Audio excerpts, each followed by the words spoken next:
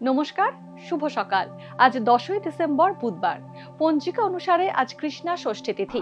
মেষ, বৃষ ও মিথুন রাশির জাতকদের ভাগ্যে আজ কি আছে জেনে নিন।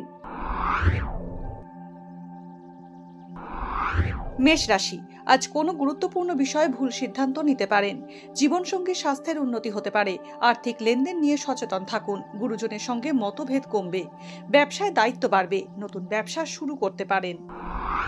বৃষ রাশি, আজ জমানো টাকা খরচ হয়ে যেতে পারে। ব্যবসায়িক চুক্তির ক্ষেত্রে সাবধানতা অবলম্বন করা উচিত। পুরনো রোগের প্রাদুর্ভাব বাড়তে পারে। সন্তানের কোনো সুখবর পেতে পারেন। আয় অপেক্ষা ব্যয় বৃদ্ধির যোগ রয়েছে। মিথুন রাশি, আজ কর্মক্ষেত্রে জটিলতা কমতে পারে মিথুন রাশির জাতকদের। উচ্চশিক্ষায় বাধা আসার সম্ভাবনা রয়েছে। খাদ্যদ্রব্যের ব্যবসায় লাভ হবে। ঋণ সংক্রান্ত আইনি জটিলতা বাড়তে পারে। কর্মক্ষেত্রে ঊর্ধ্বতন কর্তৃপক্ষের সঙ্গে মতবিরোধ বাড়তে পারে।